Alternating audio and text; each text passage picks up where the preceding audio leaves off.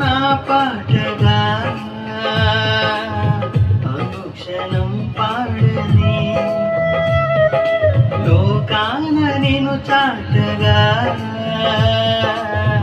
నా స్వరం వాడని, నా గీతం ఆత్మను నీ వైపే ఆకర్షించని, ఆదరణ కలిగించి నీలోని ప్రహర్షించని, నీ మాట నా పాటగా అనుక్షణం పాడని, ఆత్మీయ గీతాలతో కనుంత పులకించని, సంగీతమే బోధనే కనువెప్పు కలిగించని, కాలక్షేపం కోసమే పరిమితము కాకుండగా హృదయాల్లో నివసించుచు కార్యాలు జరిగించని, నా గీతం ఆత్మలను నీ వైపే ఆకర్షించని, ఆదరణ కలిగించి నీలోని ప్రహర్షించని. Praise the lord. ప్రభువైన యేసుక్రీస్తు నామమున శుభాలు తెలియజేస్తున్నాను. ఈ సమయమున దైవజనులు pastor D. John Victor Paulson గారు దేవుని వాక్యాన్ని అందిస్తారు. శ్రద్ధగా ఆలకించి దైవ దీవెనను పొందుకోండి. Praise the Lord. జాగ్రత్తగా పెంచుకున్నాను. మనల్ని కూడా దేవుడు ఆ విధంగా పెంచుకుంటా వచ్చాడు. మనకి వస్త్రాలు లేనప్పుడు దేవుడు మనకి వస్త్రాలను ఇచ్చాడు, అనగా రక్షణ వస్త్రాలను ఇచ్చాడు. ఆకలితో అల్లాడుచున్నప్పుడు దేవుడు మనకు శారీరకమైన ఆహారాన్ని, ఆత్మ సంబంధమైన ఆహారాన్ని దేవుడు మనకి ఇచ్చాడు. ఇవన్నీ కూడా ఇచ్చినప్పటికీ కూడా ఫరో ఏ విధముగా ఆటంకపరుస్తూ ఉన్నాడో అలాగే మన జీవితాల్లో కొన్ని ఆటంకాలు వస్తాయి. ఫరోకి దేవుడు ఒక కఠినమైన ఒక మాట సెలవిస్తూ ఉన్నాడు. ఇదిగో, నా పిల్లల్ని కనుక నీవు వదలకపోతే, నా పిల్లల్ని నన్ను సేవించడానికి గనక నీవు విడిచిపెట్టకపోతే నేనేం చేస్తాను తెలుసా? నీ జ్యేష్ఠపుత్రుని నేను చంపేస్తానంటున్నాడు. ఈ రోజుల్లో కూడా మరి చాలామందికి చాలా నష్టాలు కలుగుతూనే ఉంటాయండి. ప్రార్థనా మందిరానికి రానందువలన చాలా నష్టం, ప్రార్థన చేసుకోకుండా ఉన్నందువలన చాలా నష్టం, మరి ఆ వాక్యాన్ని చదవకుండా ఉన్నందువలన చెప్పండి చాలా నష్టం, పాటలు పాడకుండా ఉంటున్నందువలన చాలా నష్టం.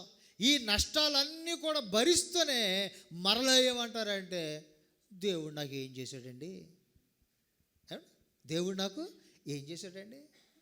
ఫరో యొక్క మనస్తత్వాన్ని గనక తొలగించి వేస్తే, ఫరోకున్న మానసికమైన స్థితి నుంచి మనము కూడా బయటపడితే దేవుడు ఏమంటున్నాడంటే, నేను నిన్ను, నీ కుటుంబమును, నీ పిల్లలను నేను పెంచి పెద్ద చేస్తాను, పోషిస్తాను, మీకు మంచి భవిష్యత్తులను దేవుడిస్తానని సెలవిస్తా ఉన్నాడు. దేవునికి స్తోత్రం. చప్పట్లు కొట్టి దేవుని యొక్క నామం పరచుకుందాం. నీవు ఈ విధముగా ఒకవేళ నా మాట గనక వినకపోతే, చూడండి, సింహాసనం మీద కూర్చున్న ఫరో యొక్క తొలి పిల్ల మొదలుకొని తిరగల విసురుతాం చూసారా, అంటే కూలి పని చేసే ఆ పిల్ల వరకును కూడా మీ యొక్క కుటుంబాల్లో మీ యొక్క మరి తొలి పిల్లలను మీరు పోగొట్టుకుంటారు అని దేవుడు చెప్తా ఉన్నాడు. అంటే కుటుంబంలో నష్టం, ఆస్తిలో నష్టం. 12:29 కూడా చక్కటి మాట ఉంది. నిర్గమకాండం 12:29 వ్రాయబడిన మాట ఏమిటంటే, అర్ధరాత్రి వేళ జరిగినదేమనగా ఫరో మొదలుకొని చెరసాలను ఖైదీ యొక్క తొలి పిల్ల వరకు ఐగుప్తు దేశమందల తొలి పిల్లలందరినీ, పశువుల తొలి పిల్లలందరినీ యెహోవా హతము చేశాను. ఈ మాట నేను చదువుతుండగా నాకు అర్థమైన విషయం ఏమిటనంటే, ఒకవేళ దేవుని యొక్క జ్యేష్ఠ పుత్రునిగా మనము పేరు మాత్రమే పెట్టేసుకున్నామండి. ఏమండి, నా పేరు ఏమిటనంటే ఇశ్రాయేలు అని పెట్టేసుకున్నామండి పేరు. నా పేరు ఏమిటనంటే నేను నా దేవునికి పెద్ద కొడుకునండి అని పెట్టేసుకున్నాం. కానీ పెద్ద కొడుకులాగా ఉంటున్నావా? దేవుని బిడ్డల్లాగా ఉంటున్నావా? ఏమండి, ఒకవేళ ఆ విధముగా గనుక మనము లేకపోతే ఉద్యోగములో నష్టం, వ్యాపారములో నష్టం, వ్యవసాయములో నష్టం, ఏమండి, మరి అన్ని విధాల నష్టం. ఇది ఎవరు చెప్తున్న మాట? గట్టిగా చెప్పండి. యెహోవా సెలవిచ్చునదేమనగా, యెహోవా సెలవిచ్చునదేమనగా. కాబట్టి ఈ నష్టాలన్నీ కూడా మనం అనుభవించకుండా ఉండాలి అని అంటే, ఏమండి, ఆశీర్వాదాలన్నీ మనము పొందుకోవడానికి ప్రయత్నము చెయ్యాలి అని అంటే దేవుని మందిరమును మనము విడిచిపెట్టకూడదు. మరియమ్మ, మార్తా అని ఇద్దరు ఉన్నారండి, మనకందరికీ బాగా తెలుసు. పనిలో బాగా ఎక్కువ ఉంది మరియమ్మ కదా. ఎవరండి? మార్తా. ఇంటి దగ్గర పని పని ఎక్కువగా పని. అంటే ఈవిడ జీవితం అంతా కూడా దేని కొరకు కేటాయిస్తుంది అని అంటే పని కొరకే.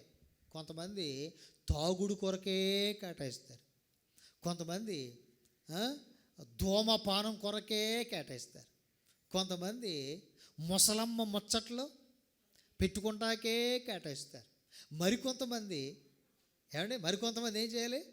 మరికొంతమంది చెప్పండి, పర్వాలేదు, మరికొంతమంది రకరకాలైన వ్యాపారాల కొరకే చెప్పండి సమయాన్ని కేటాయిస్తారు. కానీ ఈ రోజున మనమందరం కూడా గ్రహించవలసిన ఒక సత్యము ఏమిటనంటే, మనమందరమును కూడా మరియమ్మకలాగా తయారైపోవాలి. ఏం చేసింది మరియమ్మ? ఉత్తమమైన దానిని ఏర్పాటు చేసుకుంది. ఏం చేసింది మరియమ్మ? యేసుక్రీస్తు ప్రభు యొక్క పాదాల దగ్గరకు వచ్చి, యేసుక్రీస్తు ప్రభు యొక్క పాదాల దగ్గరకు వచ్చి ఆయన చెప్పే మాటలు మీరందరూ ఎంత శ్రద్ధగా వింటున్నారండి ఇక్కడ. ఏమండి, వింటున్నారు కదా? మీరందరూ కూడా ఎంత చాలా ఆసక్తిగా వింటున్నారో అలాగే మరియమ్మ కూడా అలాగే వింటా ఉంది. ఇది ఆమెకు ఉత్తమమైన దానిగా, అంటే ఉత్తమ అవార్డును యేసుక్రీస్తు ప్రభు ఎవరికి ఇచ్చేసాడు అని అంటే మరియమ్మకి ఇచ్చేసాడు. మనం కూడా మరియమ్మకలాగా తయారవ్వాలి, మార్తమ్మలాగా కాదు. మనం కూడా మరి ఇశ్రాయేలు బిడ్డల వలె మనం తయారవ్వాలి. అంతేగాని ఫరోలాగా చెప్పండి, ఫరోకలాగా మనము తయారవ్వకూడదు. ఇశ్రాయేలీలు మరి దేవుని చేత ఏర్పాటు చేయబడిన జనాంగము గనుక వారు ఏమి చేయాలి అని అంటే దేవుని యొక్క నామాన్ని గణపరచాలి, దేవునికి కృతజ్ఞతాస్తుతులు చెల్లించాలి. మొదటి మాట నేను చెప్పాను, ఇంకా చాలా మాటలు ఇందులో ఉన్నాయి. మరి ఒక మాట కూడా మనము చదివి మనం ముందుకు వెళదాం. ఏమిటనంటే ఆమోసు గ్రంథం 5వ అధ్యాయం 4వ వచనము. ఆమోసు గ్రంథము 5వ అధ్యాయం 4వ వచనం. ఇశ్రాయేలీలతో యెహోవా సెలవిచ్చు మాట బడి ఉంది. ఏమని సెలవిస్తూ ఉన్నాడు ఆయన అని అంటే జాగ్రత్తగా చూడండి. ఇప్పుడు మీ యొక్క మనసులన్నీ కూడా ఎలాగున్నాయి అని అంటే, పాస్టర్ గారు ఒక ప్రశ్న అడిగారు మమ్మల్ని, ఆ ప్రశ్నకు నేను ముందు చెప్పాలి సమాధానం. బైబిల్ గ్రంథం అంతా నేను బాగా చదివేయాలి.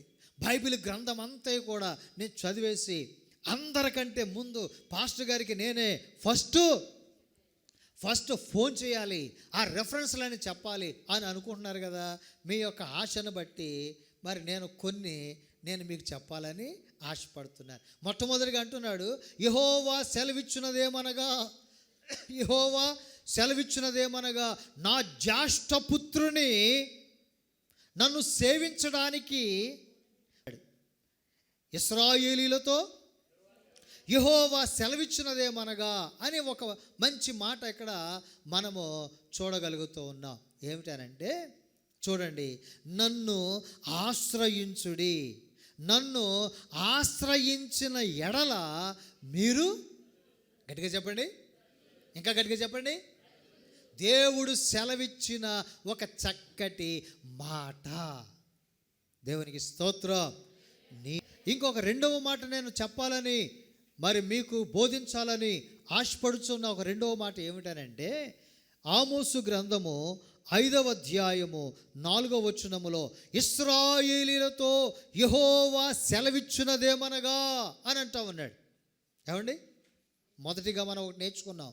రెండవ మాట, యెహోవా ఇశ్రాయేలీలతో సెలవిచ్చినది ఏమిటి అనంటే, నన్ను మీరు ఆశ్రయించుడి, నన్ను ఆశ్రయించిన ఎడల. నాదొక చిన్న ప్రశ్న, ఎంతకాలం మీరు బ్రతకాలనుంది మీకు? ఏమండి, అది కూడా ఫోన్ చేసి చెప్తారా? ఒక చక్కటి మాట చూడండి, ఈ లోకంలో మనం ఎంతకాలము బ్రతుకుతామో ఎవరికీ తెలియదు. ఆయన రాకడ ఎప్పుడో మనకు తెలియదు, మన పోకడ కూడా, మనం ఎప్పుడు వెళ్ళిపోతామో కూడా మనకి తెలియదు. తెలుస్తుంది అంటారు. నిజంగా ఆ విధంగా కనుక తెలిస్తే అసలు ఈ రోజుల్లో మందిరాలు ఖాళీగా ఉండవండి. పలానా తారీఖున పలానా సహోదరుడు చనిపోతున్నాడని డాక్టర్ గారు కనుక 2025 సంవత్సరం జనవరి నెల 26వ తారీఖున ఒక ఆయన చనిపోతున్నావయ్యా నువ్వు అని ఒక డాక్టర్ గారు ఆయనకు చెప్పాడు అనుకుందాం. ఏమండి, ఇంకా ఆయన సంవత్సరం నుంచి దేవుని మందిరాన్ని విడిచిపెట్టడం, పాస్టర్ గారిని విడిచిపెట్టడు, పాస్టరమ్మ గారిని విడిచిపెట్టడు, పిల్లల్ని విడిచిపెట్టడు, విశ్వాసులను అసలే విడిచిపెట్టడు. ఎందుకనంటే, అయ్యా వెళ్ళిపోతున్నాను మరి నేను, కాబట్టి ఇంకొక 7 నెలలే ఉంది. 7 నెలల తర్వాత ఒక నెల గడిచింది అనుకోండి, ఇంకెన్ని నెలలు ఉంటాయి?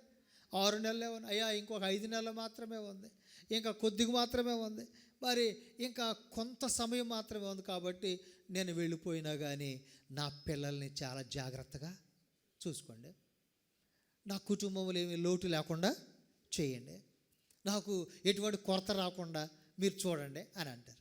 అందుకనే దేవుడు సెలవిస్తూ ఉన్న ఒక చక్కటి మాట ఏమిటనంటే, యెహోవా సెలవిచ్చున్నదేమనగా, ఇశ్రాయేలీలతో దేవుడు సెలవిస్తూ ఉన్న ఒక చక్కటి మాట ఏమిటనంటే, నన్ను మీరు ఆశ్రయించండి. నన్ను మీరు ఆశ్రయించిన ఎడల మీరు, గట్టిగా చెప్పండి అందరూ కూడా, నన్ను మీరు ఆశ్రయించిన ఎడల మీరు బ్రతుకుతారు. ఇక్కడ కూర్చున్న వారిలో ఎంతమందికి నేను కూడా బ్రతకాలని ఉందండి అని ఉంటే మీ చేతులు చూపించండి. ఎవరికి లేదంటండి. అంటే అందరికి ఉంది కానీ చేతులు మాత్రం కింద దించారంతే.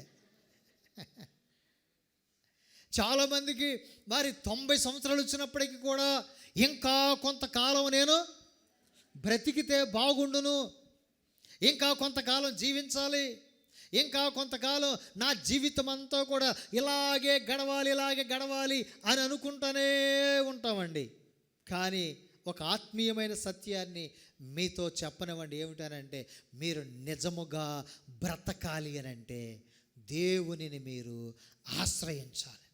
బైబిల్ గ్రంథం బోధిస్తోంది 5వ కీర్తనలో, యెహోవాను ఆశ్రయిస్తే సంతోషము కలుగుతుందని వ్రాయబడి ఉంది. ఆయనను ఆశ్రయించిన బిడ్డలకు ఆయన దాచించిన మేలు ఎంతో గొప్పదని రాయబడి ఉంది. అలాగే నరులు ఆయన యందు విశ్వాసం ఉంచాలని వ్రాయబడి ఉంది. ఆయన సన్నిధిలో జీవించాలని వ్రాయబడి ఉంది. అనగా ఇవన్నీ కూడా మనం గుర్తు చేసుకుంటూ ఉంటుంటే మనం నేర్చుకోవాల్సిన ఒక విషయం ఏమిటంటే, ఆయన్ని మనము విడిచిపెట్టకూడదు. చాలామంది బాప్తీసం తీసుకుంటారు, ఒక 4-5 సంవత్సరాలు బాగానే వస్తారు, ఆ తర్వాత ఏం చేస్తారు, చిన్న కష్టం వచ్చిందంటే మాకు ఏం మేలు చేశాడండి దేవుడు అని అంటారు. ఏమైనా దేవుడు మాకు సహాయం చేస్తే బాగుండునండి, కానీ మాకేమీ చేయలేదండి అని ఏం చేస్తారు, దేవునినే విడిచిపెట్టి విశ్వాసఘాతకులుగా, దేవునికి ఇష్టము కాని బిడ్డలుగా మరి వాళ్ళు లోకంలో దేమవలే మరి కలిసిపోయి ఉంటారు. లేదండి, మనం ఏం చేయాలంటే ఒక తిమోతికిలాగా దేవుని పరిచర్య చేయాలి, ఒక పౌలుకులాగా దేవుని యొక్క నామాన్ని ఘనపరుస్తూ ఉండాలి. దావీదు వలె దేవుని యొక్క సన్నిధిని మనము ఆశ్రయిస్తూ ఉండాలి. అబ్రహాము వలె విశ్వాసము కలిగి మనము జీవించాలి. మోషే వలె నమ్మకమైన బిడ్డగా దేవుని యొక్క సన్నిధిలో మనము ఎల్లప్పుడూ కూడా బల నమ్మకమైన మంచి దాసుడా అని అనిపించుకోవాలి. దేవునికి స్తోత్ర. చూడండి, ఒక చక్కటి మాట రాయబడి ఉంది. ఏమిటనంటే, మీరు నన్ను ఆశ్రయించిన ఎడల మీరు బ్రతుకుదురు. చాలామంది ఏం చేస్తున్నారు తెలుసండి, మేము కూడా చాలా కాలం బతకాలి, మోక్షానికి వెళ్ళిపోవాలి అని చెప్పి చాలా కాలం లోకంలో బతకాలి, చచ్చిపోతేనేమో ఎక్కడికి వెళ్ళిపోవాలంట, మోక్షానికి వెళ్ళిపోవాలి. ఏదో అంటారు చూసారా, మీరు అన్నట్టు వైకుంఠం వెళ్ళిపోవాలి, లేకపోతే ఇంకో కుంఠం వెళ్ళిపోవాలి అని అంటారు చూసారా. మీరు ఎక్కడికి వెళ్ళరు. ఏమండి, దేవుని యందు విశ్వాసం ఉంచున్నట్లయితే, యేసుక్రీస్తు ప్రభువుని సొంత రక్షకునిగా అంగీకరించినట్లయితే, దేవుని యందు విశ్వాసం ఉంచుట ద్వారా కలిగే దీవెనలు మీరు పొందుకోవాలి అని అనుకుంటే, ఇంకా కొంతకాలము నేను దీర్ఘాయుషుతో నింపబడాలి అని అనుకుంటే, దేవుని యొక్క నామాన్ని ఘనపరుస్తూ ఉంటే, దేవుడు ఏం చేస్తాడు అంటే మీకు దీర్ఘాయుష్యును దేవుడు ఇస్తాడు. ఆమేన్. ఏమండి, వినేటప్పుడు దేవుడు ఏమంటున్నాడంటే మీరు ఈ మాటలన్నీ కూడా వినండి, నన్ను ఆశ్రయించండి. ఆశ్రయించడం అంటే ఏంటి? ఇక్కడికి వచ్చారండి, మనం అందరం కూడా ఇక్కడికి వచ్చాం. ఇక్కడ ఎందుకు వచ్చాం మనం అని అంటే, ప్రార్థన చేయడానికి, బైబిల్ గ్రంథంలో మన విషయాలు తెలుసుకుంటానికి, దేవునికి స్తుతులు స్తోత్రాలు అర్పించడానికి, దైవ నామమును ఘనపరచడానికి. ఈ విధంగా చాలా పనులు ఉన్నాయి మనం చేయాల్సిన పనులు. ఇంటి దగ్గర పనులే కాదండి, మనం ఏం చేయాలి? దేవుని యొక్క సన్నిధిలో ఒక ప్రత్యేకమైన పనులు మనము చేస్తూ ఉంటే దేవుడు మనల్ని ఏం చేస్తాడు తెలుసా? బ్రతికిస్తాడు. దేవుడు మనల్ని ఏం చేస్తాడు? బ్రతికిస్తాడు. దేవుని కృపను మనకు తోడుగా ఉంచుతాడు. మనం ఏం చేస్తామంటే మన పని ఎక్కువ, దేవుని పని తక్కువ. ఇంకా అస్తమాను 24 గంటలు అద్దంలో చూసుకోవడమే సరిపోతుంది తప్ప అర్థమైన దేవుని యొక్క వాక్యాన్ని చూసుకోకుండా చాలామంది సమయాన్ని గడిపేస్తూ ఉన్నారండి. చాలామంది ఏం చేస్తున్నారంటే ఐహికమైన విచారాలు చాలా ఎక్కువగా ఉన్నాయి. ఈరోజు నేను ఎంత సంపాదించానా అని సంపాదన లెక్కేసుకునే వాళ్ళు ఉన్నారు, కానీ జ్ఞానాన్ని, దేవుని యొక్క మాటలు, జ్ఞానమును గూర్చి తెలియచేసే ఈ యొక్క మాటలు నేను ఎంత నేర్చుకున్నాను, ఎంత సంపాదించుకున్నాను అని చూసేవాళ్ళు చాలా తక్కువగా ఉన్నారండి. అందుకని అంటున్నాడు కదా, మనము దేవునిని ఆశ్రయించాలి. ఆశ్రయిస్తే మీరు బ్రతుకుతారు. ఇది ఎవరు చెప్తున్న మాట? ఇది యెహోవా సెలవిచ్చున్నదేమనగా, యెహోవా చెప్పున్నదేమనగా, యెహోవా మనకందరికీ కూడా తెలియచేస్తున్న మాట ఏమిటనంటే, నేను బ్రతకాలి అని నీవు అనుకుంటే నీవు నా మాట వినాలి. ఏమండి, నీవు దేవుని యొక్క వాక్యాన్ని చాలా శ్రద్ధగా నేర్చుకోవాలి. వినుట వలన విశ్వాసము కలుగును, అది క్రీస్తు యేసును గూర్చిన మాట వలన కలుగునని వ్రాయబడి ఉంది. అంటే ఏం చేయాలి? ఏ మాటలు వినాలి? దేవుని మాటలు వినాలి. చాలామంది ఇంటి దగ్గర మరి చాలా చక్కగా సమయాన్ని గడుపుతూ ఉంటారు కదండి. ముసలమ్మ ముచ్చట్లు పెట్టుకొని సీరియల్స్ అన్నీ కూడా చూస్తా అవన్నీ మరలా ఏం చేస్తూ ఉంటారు? ఇక్కడికి వచ్చి చాలా చక్కగా మాట్లాడుకుంటూ ఉంటారు. 24 గంటల్లో కనీసం ఒక 2-3 గంటలైనా మనం ఏం చేయాలి? దేవుని యొక్క మాటలు వినాలి. వినయముతో మనం వినాలి. ప్రభునామకు వందనాలండి. అమ్మగారికి, అయ్యగారికి, అలాగే సంఘ బిడ్డలందరికీ వందనాలు తెలియజేస్తున్నాను. మా నాన్నగారు అయితే చాలా బలహీనంగా అయిపోయారండి. హాస్పిటల్లో ఆర్ఎంపీ డాక్టర్లో చూపించామండి. ఎంత చూపించినా తగ్గేది కాదండి. పడుకున్న హాయస్ బాగా ఎక్కువైపోయేదండి. దానివల్ల ఆయన అసలు సరిగ్గా నిద్రపోయేవాళ్ళు కాదండి. అయితే ఒకరోజు నేను ఏమైంది ఏంటి పెద్ద హాస్పిటల్ కానీ తీసుకెళ్ళి చూపిద్దామని రాజమండ్రి తీసుకెళ్ళామండి. వాళ్ళు టెస్టులు చేసి, మీ నాన్నగారు చాలా సీరియస్గా ఉందమ్మా, వెంటనే హాస్పిటల్లో అడ్మిట్ చేయాలని చెప్పారండి. దాన్ని బట్టి అయితే మేము హాస్పిటల్లో అడ్మిట్ చేయడం అయితే జరిగిందండి. వారం రోజులైనా ఆ వెంటిలేటర్ పైన అలాగే ఉన్నారు, కానీ అసలు ఆయాసం అనేది అసలు తగ్గలేదండి. డాక్టర్స్ కూడా వాళ్ళు చూస్తూనే ఉన్నారు. ఒక 2 రోజులు 3 రోజులు అయితే ఎవరికైనా తగ్గిపోదు, కానీ ఇన్ని రోజులైనా అసలు తగ్గట్లేదమ్మా, మరి ఇంకో 2 రోజులు చూద్దాం, చూసి ఇక్కడ తగ్గకపోతే వేరే హాస్పిటల్లో మీరు మరి జాయిన్ చేయాలమ్మా, మరి ఆలోచించండి అన్నారు. మాకైతే ఏం చేయాలో అసలు ఏం అర్థం కాలేదండి. మేమైతే ముగ్గురం అమ్మాయిలేమండి, మాకు అన్నదమ్ములు అన్న వాళ్ళు ఎవరు లేరు. అయితే దేవుడు ఆ విషయం మేము మా దైవజనులు కూడా చెప్పి ఉన్నాము, ఆయన కూడా అయితే ప్రార్థన చేశారు. అలాగే మా సంఘ బిడ్డలందరూ కూడా సంఘం కూడా ప్రార్థన అయితే చేశారండి. చేసిన ప్రార్థన దేవుడు ఆలకించినట్టున్నారు. 2 రోజుల తర్వాత దేవుడు మా నాన్నగారు అయితే స్వస్థత దయచేస్తారండి. ఆయనకు ఆయాసం అయితే తగ్గింది, కొంచెం నెమ్మదిగా కోలుకున్నారు. ఒక విషయంలో అయితే అన్నీ డౌన్ అయిపోయినాయండి. డౌన్ అయిపోయి ఇంకా చాలా సీరియస్గా ఉందమ్మా, మేమైతే ఏం చేయలేము, మరి మీరు ముందుగానే ప్రిపేర్ అవ్వాలి, మేమైతే ఒక ట్యాబ్లెట్ ఇస్తున్నాం, దానివల్ల ఆయన స్వస్థత పోతే ఓకే, లేకపోతే మేమైతే ఏమి చేయలేము అని చెప్పారు. ఇంక మేము ఎంతగానో దేవునికైతే మొరపెట్టాము. దైవజనులకి మాకు తెలిసిన మా బంధుమిత్రులు కూడా దేవుని యొక్క సన్నిధిలోనే ఎదుగుతున్న వాళ్ళండి. అందరి యొక్క ప్రార్థన దేవుడు ఆలకించినట్టున్నారు. మా నాన్నగారు స్వస్థపరిచారు, ఈరోజుకి మంచి ఆరోగ్యంగా ఉన్నారండి. అంతకుముందు మా నాన్నగారు అన్యులుగా ఉన్నారు, ఎంత చెప్పినా దేవుని సన్నిధికి అయితే వచ్చేవాళ్ళు కాదండి. ఇప్పటి నుంచి మా తల్లిదండ్రులు కూడా దేవుని సన్నిధికి అయితే నడుస్తున్నారండి. దీన్ని బట్టి నేను ఎంతగానో ఆనందిస్తున్నాను. ఎల్లవేళ దేవునికి నేను మొరపెట్టేదాన్ని. నా కుటుంబం మొత్తం యెహోషువ కుటుంబం వల్లే దేవుని సన్నిధిలో కనబడాలని ఎంతగానో ఆశపడ్డాను. ఈ రోజుకి నా కుటుంబం అయితే దేవుని సన్నిధిలో నడుస్తున్నాను. ఇంకా మా తల్లిదండ్రులు ఆత్మీయంగా దేవుని సన్నిధిలో ఎదగాలని ఆశపడుచున్నాను.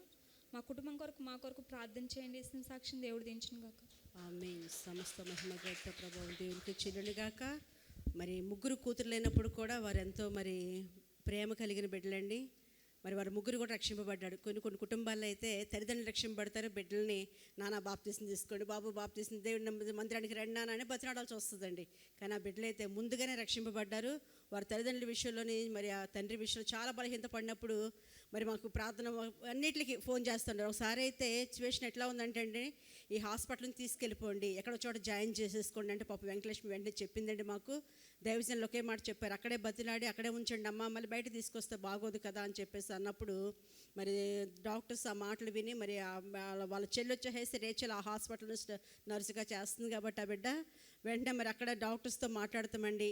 మరి చాలా పాపం మేము వెళ్ళినప్పుడు చాలా క్రిటికల్గా ఉన్నారండి. అసలు ఆయన ఆ పెద్ద ఆక్సిజన్ పెట్టినప్పుడు ఇక్కడ అదంతా పుండి పడిపోయింది పాపం. చాలా మేము అయ్యగారు నేను వెళ్ళినప్పుడు మేము ఒకే మాట చెప్పాం, అయ్యి ఇదైతే మీకు మరణానికి రాలేదు, ఈ వ్యాధి ఈ జబ్బు మాత్రం మీకు మరణానికి రాలేదు, ఈ ప్రాబ్లం మాత్రం మీరు మాత్రం దేవుని సన్నిధికి రావాలి. 2 బిడ్డలు మ్యారేజ్ అవ్వాలి, పెద్ద బిడ్డకు మ్యారేజ్ అయింది కానీ 2 బిడ్డలకు మ్యారేజ్ అవ్వలేదు కాబట్టి మీరు రక్షింపబడటానికి ఇది వచ్చిందని ఐసీయూలో నా బెడ్ మీద ఉన్నప్పుడు అండి దైవజనులు ముందెళ్ళి ప్రార్థన వచ్చేసారు. తర్వాత నేను వెళ్ళాను, ఒకటి చెప్పాను, అయ్యా మీరు స్వస్థత పడతారు లేకపోతే మీకు అదని మేము ఎప్పుడు అట్లాగా పేషెంట్స్ దగ్గరికి చెప్పనండి. నేనైతే మాత్రం అయ్యా మీరు రక్షింపబడాలి, మీరు దేవుని సన్నిధిలో ఉండాలి, మీరు బాప్తిసం పొందుకోవాలి, బిడ్డల పెళ్లి చూస్తారు, మీరు ఎప్పుడంటే మందిరానికి రండి అంటే నేను ఫోన్లో ఒకసారి పాప చెప్పినప్పుడు అందండి, నాన్నోళ్ళు రారు కదండి మందిరానికి అంది. కానీ నేను అదే పెట్టుకొని ప్రార్థన చేస్తున్నప్పుడు నేను ఐసీలో మాట చెప్పినప్పుడు 2 రోజులు డిశ్చార్జ్ అయ్యి వచ్చారండి. వచ్చిన తర్వాత మందిరానికి కంటిన్యూగా ప్రతి వారం కూడా వస్తున్నారు. మరి తల్లిదండ్రులు కూడా ఇద్దరు రక్షింపబడాలి, మరి ఆ బిడ్డలిద్దరు కూడా పరిశుద్ధ వివాహాలు జరగాలి, ఆ బిడ్డలిద్దరు కూడా ప్రార్థన చేయండి. ఆమేన్. పరిశుద్ధుడైన మా ప్రియ పరలోకపు తండ్రి, మహాగణుడా, మహోన్నతుడా, మీకు వందనములు, స్తుతులు, స్తోత్రాలు చెల్లిస్తూ ఉన్నాం.